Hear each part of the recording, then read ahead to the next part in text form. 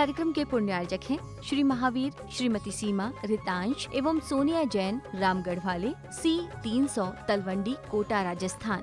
कि उन्होंने इस तरह से कुछ किया। पिछले दिनों एक संत जो है किसी और परंपरा के, वो कितने 2, 3, 4, 5 साल से बिल्कुल हवालात की हवा खा रहे हैं। क्या उम्र थी? 17 साल से अधिक की उम्र थी। बताओ, तो वासना करिश्ता उम्र जस्ट टाल फिगर्स। आपकी उम्र क्या है? ये सिर्फ आंकड़े, सिर्फ नंबर से, इन नंबर्स का आपकी साधना से, उनकी विशुद्धि से कहीं कोई रिश्ता नहीं है। आज यहाँ पे आए हैं तो जीवन की नैया को आगे बढ़ाना तो आ गया है, लेकिन जीवन की नाव, जीवन की गाड़ी किसी ऐसे चौराहे पे ना पहुंच जाए जहां टकराना पड़े, जहां आगे बढ़ने का रास्ता ही नहीं हो। हमको पीछे लौट के जिंदगी में आना पड़ेगा, उन धर्म अध्यात्म की तरफ मुड़ करके सोचना पड़ेगा कौन सी चीजें थी कि जिसके दम पर, जिस वजह से हजारों कितने 32,000 रानियां उनको छोड़ करके दीक्षा ले ली। बताओ आप, ऐसा खतरनाक भयंकर भोग में डूबा हुआ इंसान तपस्या की राह पे चले गया। कौन सी विधि होती है? वो क्या चीज होती है? वैराग्य के अंदर सा क्या पैदा कर देता है? वैराग्य कौन सा चमत्कार पैदा कर देता, वो क्या ऐसा हो जाता है? उसी का नाम अध्यात्म हुआ करता है। बच्चा जोर से साइकिल पे चले जा रहा था, एकदम से दादी अम्मा आई, दादी अम्मा को ठोक दिया उसने, दादी गिर गई। बच्चा भी घबरा गया, अब दादी 2 तमाचे लगाएगी। दादी ने तमाचे लगाने के बजाय बच्चे को डांट के पूछा, बेवकूफ, जब साइकिल चलाना नहीं आती तो कौन चलाता है? साइकिल चलाना नहीं आती तो कौन चलाता है? बच्चा बोलता है, साइकिल चलाना तो आती है लेकिन रोकते नहीं आती है। चलाना तो आती लेकिन रोकते नहीं आती। तो ब्रह्मचर्य मतलब क्या? हम रोकें अपने जिंदगी के गड्ढे में जाने से रोके। इसका नाम ब्रह्मचर्य का दिन हुआ करता है। ओम ह्रीम उत्तम ब्रह्मचर्य धर्मांगाय नमः। ब्रह्मचर्य की साधना, ये ब्रह्मचर्य की आराधना, ये ब्रह्मचर्य की इबादत, ये ब्रह्मचर्य की उपासना, यही देवता है, यही भगवान है, यही धर्म का सारो निष्कर्ष हुआ करता है। शरीर के भीतर सुख मानने की जो आदत है, शरीर के भीतर सुख पाने की जो बुद्धि है, इसी का नाम मिथ्या बुद्धि होता है। इसी का त्याग करने का नाम अध्यात्म और धर्म हुआ करता है। कुछ तो मर्यादाएं हों, कुछ सीमा रेखाएं हों कि हमको एक लाइन खींचनी पड़ेगी। लक्ष्मण रेखा खींच दी तो सीता ने उस लक्ष्मण रेखा को उल्लंघन करके रावण के हत्थे चढ़ गई। रावण की गिरफ्त में उसे आ जाना पड़ा। सीता खुद कोई रेखा खींचती, सीता खुद सीता रेखा खींचती तो कभी उस रेखा के आगे नहीं जा पाती। किसी और ने लक्ष्मण रेखा खींच दी। आपको ऐसा नहीं करना है। कुछ नॉर्म्स, कुछ रूल्स, कुछ रेगुलेशंस कुछ बना दिए, कुछ कंपनी लॉस कुछ क्रिएट कर दिए, but unable to follow it. I am the rebel person, I don't want to follow this all things. Who told you? है इसके लोग पूछते हैं क्या सबूत है? अरे सबूत हमारी दादी, हमारी नानियां हैं। 80 साल की उम्र में भी ब्रह्मचर्य का ही बल है। क्या कई सारी बुजुर्ग महिलाएं आज भी घोड़े की तरह दौड़ती भागती हैं। बचपन के पति मर गया, बचपन के पति की डेथ हो गई, पति की मृत्यु हो गई, अब जिंदगी में ब्रह्मचर्य का नियम धारण किया। और उसी ब्रह्मचर्य कमाल, उसी ब्रह्मचर्य की ताकत है कि आज भी दादी अम्मा घोड़े की तरह दौड़ रही है। लोग बोलते पुराने घी में दम है। पुराने घी में दम नहीं है। पुराने घी में दम की वजह से नहीं दादी अम्मा दौड़ रही है। आज भी कई सारे गृहस्थ ऐसे हैं, क्या गृहस्थी में रह करके ऐसा प्यारा जीवन है, इतनी बड़ी ब्रह्मचर्य की साधना करते हैं कि लगता है ना प्रणाम कर लिया जाए। लगता है कि जिसको कोई बड़ा तपस्वी, कोई बड़ा त्यागी आज है हमारे बीच में बैठा हुआ है। बड़ी खुशी होती है, बड़ा आनंद होता है कि आज हम सब यहाँ पर मौजूद हैं ब्रह्मचर्य शब्द को सुनने के लिए। कई लोग शब्द सुनना पसंद नहीं करते हैं, कई लोग शब्द सुनना पसंद नहीं करते हैं। शब्द से दिन नफरत हो रही है तो शब्द में जो घुसा है, जो समाया है, जो छुपा हुआ है, उसको पाने के लिए आप कैसे का प्रयास कर पाएंगे? सुप्रीम कोर्ट में बड़ा केस चल रहा है, हर रोज पेपर भरे, मीडिया के ऊपर छाया हुआ है हिजाब का मामला। हिजाब मतलब क्या? बुर्का। मुसलमान बुर्का नहीं पहनते हैं, उससे बड़ी वाद विवाद चल रहे हैं, उससे बड़ी चर्चाएं चल रही है, उससे बड़ी सारी बहस हो रही है। सुप्रीम कोर्ट के वकील भिड़ रहे हैं, सो भिड़ ही रहे हैं, आम इंसान नहीं भिड़ रहा है गलत है कि सही है, गलत है कि सही है। मुझे नहीं मालूम गलत है कि सही है, लेकिन इतना मैं जरूर कहना चाहूंगा, कपड़ों का आपकी संस्कृति से, सदाचार से बड़ा गहरा रिश्ता है, बड़ा गहरा नाता है। कपड़े बताते हैं, कपड़े कितने छोटे पहने, कितने ऊंचे पहने हैं, शरीर कितना दिखाया है अपने आप, आपने अपने आप को। एक माता जी थी पहले संघ के अंदर, चौके के अंदर किसी महिला को देखती थी, उसकी साड़ी नाभि से नीचे है, उसका पेट दिख रहा है, उस महिला का चौके से बाहर निकाल दिया करती थी। संस्कृति, सदाचार, सभ्यताएं, ये सब चीजें धीमे धीमे दम तोड़ते चले जा रही है, ये चीजें आउट ऑफ डेट होती चली जा रही है। इन शब्दों के मतलब धीमे धीमे धीमे धीमे खत्म और विलुप्त होते चले जा रहे हैं। अब फिर एक मौका है, हम धर्म की पाठशाला में बैठे, हम मुनिराज के चरणों में बैठे, हम जनवाड़ी माता के शब्दों को कान से सुनकर दिल तक पहुंचने दें, दिल तक चली जाने दें और समझें इन धर्म की साधना का मतलब क्या हुआ करता है, यह अध्यात्म के लिए इतना जोर क्यों दिया जाता है। कई सारे धर्मों में ब्रह्मचर्य जैसी कहीं कोई व्यवस्था नहीं थी, तो फिर उन धर्म के सन्यासियों के लिए, उन धर्मों के जो धर्मायतन होते हैं, जो धर्म के स्थान होते हैं, जो धर्म के चर्च वगैरह मठ मंदिर होते हैं, उनकी व्यवस्थाएं फिर की गई। क्या व्यवस्था की गई? एक वो ग्रुप जो अविवाहित रहेगा, दूसरा वो ग्रुप जो ब्रह्मचर्य की साधना करेगा। आज भी आरएसएस के अंदर, राष्ट्रीय स्वयंसेवक के अंदर जो उनके जो मुख्य स्वयंसेवक होते हैं, जिन्हें प्रचारक, जो जिले का हेड होता है, वो कौन होता है? वो ब्रह्मचारी होता है। आज भी ब्रह्मचारी को पद दिया जाता है, किसी गृहस्थ को पद नहीं दिया जाता है। क्या? जब गृहस्थी लेके बैठे होते, जब परिवार लेके बैठे, तो परिवार के पालन पोषण की चिंता होती है, बजाय संन्यास के, बजाय त्याग और तपस्या के। कितनी अद्भुत व्यवस्थाएं हैं। आज भी वैष्णव संस्कृति में, वैष्णव परंपरा के अंदर जो ब्रह्मचारी सन्यासी होता है उसको ऊंचा दर्जा दिया जाता है, जो गृहस्थ होता है भले कितना बड़ा साधु हो, उसे नीचा दर्जा उसे दिया जाता है। बड़ी अद्भुत महिमा होती है ब्रह्मचर्य की। बताइए, पति पत्नी हैं, मैं ऐसे लोगों को जानता हूं पति पत्नी हैं, साथ में रह रहे हैं, फिर बरसों से ब्रह्मचारी हैं। मंसूर के चतुर्मास के अंदर किसी ने मुझे बताया अपने बारे में। क्या बताया? बोले महाराज अभी वो महिला 60 साल की है, तब उस समय 60 साल की थी, 4-5 साल पुरानी, तो महिला 60 साल की थी, 15 साल की उम्र में उसकी शादी हो गई थी। बोली महाराज पिछले 40 सालों से, नहीं 20 साल की उम्र से मेरा ब्रह्मचर्य का नियम है। बताइए आप, कोई लड़ाई नहीं, कोई झगड़ा नहीं है। इतना डूब गए भीतर, धर्म से, अध्यात्म से, ध्यान से, पूजा से, भक्ति से, शास्त्र से इतना आनंद मिला, इतना मजा मिला, इतनी खुशी मिली, दिल इतना भर गया कि दिल में खालीपन रहा ही नहीं। जब दिल खाली नहीं है, जब कोई तमन्ना ही नहीं है, जब कोई इच्छा ही नहीं है, तो क्यों लोगों से भीख मांगू मैं? जब पेट भरा हुआ है, जब माँ ने, बहन ने, बेटी ने जी भर के आपको भोजन करा दिया है, फिर आप होटल में क्यों जाओगे मुंह मारने के लिए? फिर वेटर के सामने आप क्यों बैठ के, क्या बोलते हैं, प्लेट और कांटा बजाओगे? आप भीतर कमी पैदा होती है, भीतर कमी महसूस होती है। उस कमी को भरने के लिए बाहर से उसको पूरा किया जाता है। और जब खुद के खेत में साग सब्जी पैदा हो रही है, जब खुद के बगीचे में फल फ्रूट पैदा हो रहे हैं, तो बाहर से लाने की आवश्यकता ही क्या है? जब खुद के घर में फैक्ट्री शक्कर की, तो बाहर शक्कर क्यों खरीदी जाएगी? खुद की फैक्ट्री शक्कर ले ली जाएगी। जब खुद के खेत में जब अनाज पैदा हो रहा है, तो बाहर अनाज खरीदने कोई इंसान क्यों जाएगा?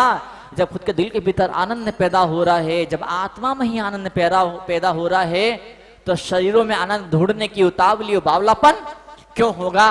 तो आज पर्युषण पर्व की साधना पर हम सब लोग यहाँ पे आकर के बैठे हैं, और जो कह रहा हूं ना, फटाफट अमल में करना शुरू कर देना।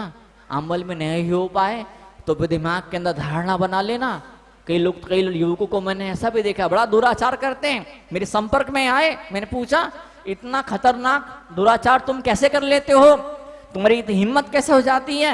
समाज का डर नहीं लगता है? लोगों को मालूम पड़ेगा, माँ बाप को मालूम पड़ेगा, थू थू होगी, बदनामी होगी, शरीर बीमार पड़ेगा, तुम बच्चे पैदा करने काबिल नहीं रहोगे। क्या तुमको अंदाजा है? You clue of this all things. मैंने उससे पूछा, उसने मुझे बोला, बोले महाराज क्या करूं, पहले मैं ऐसा कुछ भी नहीं करता था। फिर दोस्त ने मुझे कहा तू बहुत दुबला पतला हो रहा है, तू ऐसे ऐसा करना शुरू कर, तेरे ताकत पैदा होना शुरू हो जाएगी। कि दोस्त लोग तो बेचारे फंसा देते हैं, डाल दिया करते हैं। तू सिगरेट नहीं पीता है, तेरे लल्लू है लल्लू, तू बुद्धू, तू बेवकूफ है, तेरी ये भी गर्लफ्रेंड नहीं है, हाँ? तू एक बार डेटिंग पे नहीं गया, साला बेवकूफ है तू, तो तेरे अंदर अक्ल नहीं, तेरे अंदर बुद्धि नहीं है क्या? तू सिगरेट नहीं पीता है, अरे सिगरेट तो मर्द लोग पिया करते हैं, मर्द लोग, तू मर्द नहीं है, तू छक्का है, तू तो मनसक है। इसे चढ़ा देते हैं और जब उसकी ईगो पर चोट पहुंचती है तो अपनी मर्दागनी बताने के लिए मेरे अंदर वक्तत्व कला है, मैं लोगों को बोल के इंप्रेस कर सकता हूं, पटा सकता हूं, अपने शब्दों के जाल में किसी को फंसा सकता हूं, क्या ये साबित करने के लिए, सिद्ध कर देने के लिए, फिर वो दुराचार पर, अनाचार पर वो उतर जाता है। और एक चीज और होती है, स्प्रिंग को जितना दबाओगे स्प्रिंग उतना जोर से ऊपर उछल करके आएगा। प्लास्टिक की बाल को, रबड़ की गेंद को पानी की टंकी में जितना जोर से दबाओगे उतना उछल करके ऊपर आ जाएगी। मन में वासना, मन में भोग की बड़ी भयंकर इच्छा है, मन में बहुत भोग भोगने की इच्छा है, समाज का डर है, नाक कटने का डर है, जूते पड़ने का डर है, प्रतिष्ठा खोने का डर है, कहीं कोई डर मन न बेटा, वो डर इंसान को आगे नहीं बढ़ने देता है। ओशो ने कहीं पर लिखा था, मैंने एक दिन बताया भी था मैंने आपको, किसी लड़के ने ऊटपटांग हरकत करी, किसी लड़की की तरफ देख करके कुछ ऊटपटांग हरकत करी, कुछ ऊटपटांग करना चाहा, लोगों ने पकड़ा, लड़के को पीटा। किसने पीटा? किन लोगों ने पीटा?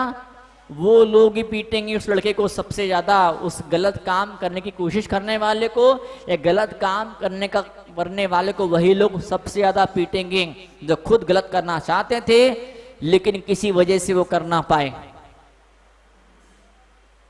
यदि मैंने और हवाला दिया था, एक बंदे ने दुनिया का सबसे बड़ा हिप्नोटिस्ट हुआ, उसने हिप्नोटाइज करके लोगों को पूर्व जन्म में जाने का बोला, उसने हिप्नोटाइज करके लोगों को अपने भूतकाल में, अपने अतीत में, बचपन की यादों में जाने को बोला। उसने पता लगाया जो महिला पिछले जन्म में वेश्या थी वही महिला जन्म में साध्वी बन गई है, और जो पिछले जन्म में साध्वी थी वही जन्म में वेश्या बन गई है। कई बार जिन राहों पे आप चल रहे होते हैं उन राहों से आप नफरत पैदा करते हैं, उन राहों को आप पसंद नहीं करते हैं, उन चीजों से, उन लोगों से, उस बिजनेस से, उस जॉब, उस प्रोफेशन से, उन नियमों से, उन सिद्धांतों से, उन आचरण संहिता से आप मनी मन दूर भागने की कोशिश करते हैं। शरीर पूरी तरह से आपका उस जगह लगा होता है लेकिन मन बिल्कुल ही पसंद नहीं करता उन चीजों को, उन बातों को, लोगों को। मन के अंदर रह के बार बार बात आपका मन विद्रोह करता है, पर कहीं किसी वजह से मन की उस आवाज को आप दबा देते हैं। आपको लगता है मैं जीत गया, अरे आप जीते नहीं, आप हार गए हैं। आपके मरने का वासना में डूब जाओ, एक मरने का वासना में डूब जाओ, आप अपने वासना में डूब जाओ, ऐसे कहने वाले मन को दबा दिया, उसको चुपचाप बैठा दिया, डंडा मार के चुपचाप और शांत उसे बैठा दिया। आप लगते हैं मैं जीत गया, आप जीते नहीं, आप हार गए हैं। आपने अपने आप को हराया है, उसे हराना नहीं है, उसे हराना नहीं है। पूजन का, भक्ति का, मनोविज्ञान की विधियों का उसे सहारा देते थे, उसे इतना ऊंचा उठाते, उसे इतना ऊंचा उठाते धर्म अध्यात्म के मार्फत कि वो भावनाएं उसकी खत्म हो जाती हैं। डांट करके, डरा करके, दबा करके, धमका करके अपने आप को या किसी और को हम धर्म की राहों पर नहीं जोड़ सकते हैं। एक अमृत निकालते हमको आना चाहिए। जमीन के अंदर पानी होता है, जब तक बोरिंग मशीन ना आए, जब तक ड्रिलिंग मशीन बोलते बोरिंग मशीन, जब तक बोरिंग मशीन आए, जब तक वहां पर बोरिंग मशीन ना आए, जमीन की खुदाई ना करे, जब तक भीतर के पत्थर जब तक बाहर ना आए, तब तक पानी मिलने वाला नहीं है। और एक बार बोरिंग मशीन आई, जमीन ने खुदाई कर दी, अब मशीन घर में लगा दी, आप एक सिंपल सा बटन दबाते हैं, ढेर सारा बाल्टी बल्कि भगोने भर के जब चाहो तब आपको पानी मिल जाता है। बस धर्म इसी चीज का नाम होता है।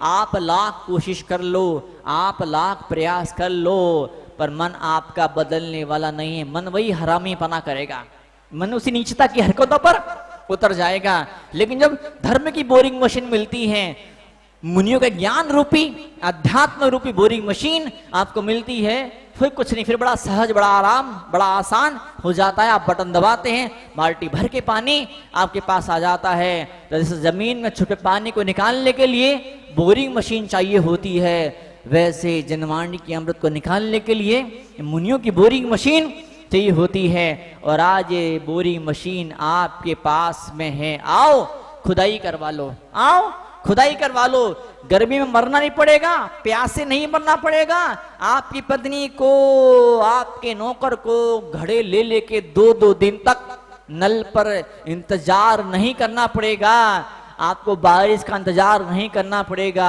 आओ बोरिंग मशीन आइए, आओ खुदवा लो। आप बोलते हैं हमारे पास टाइम नहीं है। क्या कभी पैसे की कमी होती है, तो कभी समय की कमी होती है, तो कभी दिल की, कभी भावनाओं की कमी हो जाती है। कोई न कोई चीज तो ऐसी होती है जो आप पे कदमों के अंदर बेड़ी डाल देती है, जो आपको आगे बढ़ने से रोक देती है। तो पोषण पर्व का मतलब होता है आज हमको आना है और एक बुकिंग करानी है।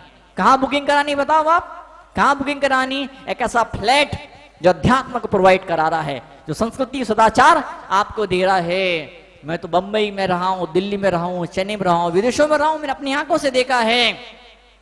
पार्किंग के लिए कितनी देर के लिए? घंटे 2 घंटे के लिए, 2-4 घंटे के लिए पार्किंग के लिए आपने अपनी गाड़ी की स्पीड बढ़ाई, पीछे वाले की गाड़ी से ज्यादा स्पीड बढ़ा के आप अपनी गाड़ी को आगे ले गए, आपको पार्किंग की जगह मिल गई, आपने गाड़ी को पार्क कर दिया, तो आपको ऐसा लगता है मुझे बड़ा भारी मेडल मिल गया हो, जैसे ओलंपिक गेम के अंदर गोल्ड मिल गया, वो ऐसा लगता है आपको? बताइए आप, एक सिंपल सी कार के लिए जगह मिल जाती है। लोग बड़ा घरों के साथ में बोलते महाराज जी हमारा इतना बड़ा घर है कि हमने 2-2 गैरेज बना कर रखते हैं, 4-4 गैरेज हमने घरे बना करके रखे हैं गाड़ी को पार्क करने के लिए। तो आज वो क्षण है, गाड़ी को पार्क करने की जगह आपके घर के अंदर हो ना हो, भले आपका छोटा घर हो, इतना घर हो कि गाड़ी पार्क करना हो ना हो, लेकिन उस अध्यात्म के प्लेन को आपके दिल में लैंड करने के लिए हेलीपैड तो आपको आज बनाना ही पड़ेगा। एक ऐसा रनवे बनाना पड़ेगा, एक ऐसा एयरपोर्ट आपको बनाना पड़ेगा जहां अध्यात्म का विमान उतर पाए। जब अध्यात्म का विमान उतरना शुरू कर देगा तो अध्यात्म विमान धर्म का ईमान अकेला नहीं उतरेगा, अकेला ब्रह्मचर्य नहीं आएगा, साथ में समृद्धि आना शुरू होगी, दौलत और शौहरत खजाने ऑटोमेटिक अपने आप भरना शुरू हो जाएंगे। धर्म कला व विद्या वो शैली वो चीज हमको सिखा दिया करता है। परुषण मतलब मात्र भूखा मरना नहीं है, परुषण मतलब मात्र को 4 से 8-10 घंटे मंदिर में सत्यान्यास कर देना नहीं है। परुषण मतलब कुछ बोलियां लेके लड्डू चढ़ा देना मात्र का नाम परुषण पर्व नहीं होता है। परुषण पर्व का मतलब होता है आज जीवन को सजाने के लिए, संवारने के लिए, मांझने के लिए, डेकोरेट करने के लिए, परिशुद्ध करने के लिए, क्या क्या क्लैरिफाई क्लींजिंग करने के लिए परुषण पर्व की साधना आज है हमारे बीच में। हम सब बैठे यहाँ पर, इतना ही बोलना चाहूंगा। क्या कोई आप फिर धर्म के अध्यात्म की बात करें? कई लोग बोल देते हैं, अभी 1-2 घंटे पहले की बात है, महाराज मैं तो हूं ही ऐसा। क्या महाराज बोले? महाराज मैं तो हूं ही ऐसा, बचपन से ऐसा हूं मैं। अरे भाई साहब, अरे दादाजी, मैं तो ऐसा ही हूं, ऐसा सोच के आप रुकिए मत, आप आगे बढ़िए। कल जो थे वो आज आप थे क्या? वो आज आप हैं क्या? बताइए। कल आप छोटे बच्चे थे, कल आप इतने छोटे बच्चे थे, क्या आज आप छोटे बच्चे हो क्या? नहीं। शरीर में कितने सारे बदलाव हुए हैं, कपड़ों में बदलाव, कल आप छोटी चड्डी पहन के घूम जाते थे, नंगे घूम जाते थे बाजारों के अंदर, घर के नंगे घूमते थे, आज घूम पाते हो क्या? बोलिए। कल आप कुंवारे घूमते थे, आज आप पत्नी के बिना रह पाओगे क्या? बोलिए आप। कल आप धंधा नहीं था, बिजनेस नहीं था, आप छोटे बच्चे थे, कोई फिक्र नहीं थी, लेकिन आज आपके मन में बदलाव आया कि नहीं आया? जैसे बाकी जगहों में, बाकी जीवन के क्षेत्रों में बदलाव परिवर्तन आया, वैसे मन की मानसिकता में बदलाव पैदा होना चाहिए। रोज रोज मीठा, रोज रोज मीठा, रोज वही हलवा, रोज वही हलवा, रोज वही हलवा, रोज एक दिन बोलेगा उठाओ फेंको इस हलवे को, तो रोज वही भोग, रोज वही भोग। आत्मा बोलेगी उठाओ फेंको, आत्मा समथिंग डिफरेंट, समथिंग यूनिक, आत्मा को नया टेस्ट दीजिए। आत्मा को इस अध्यात्म की सुंदरता से परिचित करवाइए। इन आंखों को इस खुशबू को देखने दीजिए। क्या खुशबू! ये धर्म अध्यात्म के अंदर अध्यात्म खुशबू का हम एहसास नहीं कर पाते हैं। भगवान के चरणों का स्पर्श किया, स्पर्श कर दे बस, ठीक है। एक पत्थर की मूर्ति थी, कि पीतल की मूर्ति थी, हाथ को यूं बढ़ाया, उस मूर्ति को छू लिया, मनराज को छू लिया। अब महिलाएं बैठी हुई है, आप गई, आपने माता जी के चरणों को छू लिया ना। दैट्स नॉट वो कोई बात थोड़ी होती है, बताओ। अब दो मिनट के लिए आपने छुआ, वो 2 मिनट बाद वो लम्हा दिमाग से निकल गया। किसी और को कभी और छुआ था, वो चीज आज तक दिमाग से विदा नहीं हो पाई। क्यों बताइए आप, क्यों? कहीं कुछ कमी हो रही है। और वो जो सूत्र हैं जिनको हम भूलते चले जा रहे हैं, उन्हें भूली हुई बातों को याद करने के लिए, दोहरा देने के लिए, रिपीट करने के लिए, लाइक चैंटिंग, हम सब यहां पर इकट्ठे हुए। I know that my language is very vague language, but will give me time, then surely I will clarify you. I will elaborate these all things. आज हम बैठे यहाँ पर, समय की अपनी सीमा है। समय धीमे धीमे बढ़ते जा रहा है, घड़ी के कांटे सरकते जा रहे हैं। डिजिटल घड़ी है, इलेक्ट्रॉनिक घड़ी है, तो धीमे धीमे डिजिट बढ़ते जा रहे हैं, डिजिट बढ़ते जा रहे हैं। लेकिन मन में कुछ बढ़ोतरी हो रही कि नहीं हो रही है? उम्र तो बढ़ते जा रही है, अब तो टेम्परेचर भी बढ़ते जा रहा। बताओ, अब टेम्परेचर भी बढ़ते जा रहा है, पारा ऊंचा ऊंचा होते जा रहा है, पारा ऊंचा हो रहा है। It's okay. सेंसेस भी शायद अब धीमे धीमे चढ़ना शुरू हुआ है, इंडेक्स भी ऊपर ऊपर थोड़ा थोड़ा बढ़ना शुरू हुआ है। लेकिन मन नीचे क्यों गिर रहा है? मन खड्डे में क्यों जा रहा है? मन को जानबूझ करके पागल की तरह हरकत कर रहा है। आइए तो मन को मांझने के लिए, मन को उस अध्यात्म की वीणा से, उस आध्यात्मिक संगीत से अपने आप को थिरकाने के लिए, अपनी आत्मा को खुश करने के लिए ये पोषण का प्रभु एक सौगात दे रहा है। और आज का अंतिम दिन कान में एक चीज बोल के जा रहा है, बेटा शुरुआत क्षमा से हुई थी, तूने शुरुआत करी कि नहीं करी? बेटा अंत ब्रह्मचर्य पे हो रहा है, तूने अंत किया कि नहीं किया? पहला लेसन तूने सीखा कि नहीं सीखा? आखिरी लेसन तूने सीखा कि नहीं सीखा? गृहस्थी बोलता है मुझे पहला अध्याय भी समझ में नहीं आया क्योंकि मैं लेट आया था। आखिरी अध्याय तो मेरे ब्रह्मचर्य तो मेरे बस की बात है ही नहीं। फिर वो प्रभूषण धीमे से कान में बोलता है कोई बात नहीं, टोटल 10 लेसन थे, टोटल 10 अध्याय थे, बीच में 8 और भी अध्याय थे, तो क्या करूं? क्या किसी भी अध्याय को पकड़ लो, किसी भी 10 धर्म में से किसी भी एक फार्मूले, किसी एक सूत्र को पकड़ लो, तो आपका जीवन तरजा का बेड़ा पार हो जाएगा। बोलिए उत्तम परुषण पर्व की, उत्तम ब्रह्मचर्य की। ओम ह्रीम उत्तम ब्रह्मचर्य धर्मांगाय नमः। ओम ह्रीम उत्तम ब्रह्मचर्य धर्मांगाय नमः। ओम ह्रीम उत्तम ब्रह्मचर्य धर्मांगाय नमः। ओम ह्रीम उत्तम ब्रह्मचर्य धर्मांगाय नमः। ओम ह्रीम उत्तम ब्रह्मचर्य धर्मांगाय नमः। ओम ह्रीम उत्तम ब्रह्मचर्य धर्मा। जो लोग रैप करते हैं, रैपिस्ट लोगों को सरकार बड़ी कठोर, बड़ी खतरनाक, बड़ी भयंकर सजा देती है। ठीक है, इट्स ओके। सरकार के अपने कानून हैं, सरकार के अपने नियम हैं, सरकार अपने कानून के हिसाब से चले, मुझे इसमें कोई एतराज नहीं है। लेकिन फिर भी अगर कहीं कोई आप इस कार्यक्रम के पुण्य आयोजक हैं श्री महावीर, श्रीमती सीमा, रितांश एवं सोनिया जैन, रामगढ़ वाले, C 300 तलवंडी, कोटा, राजस्थान।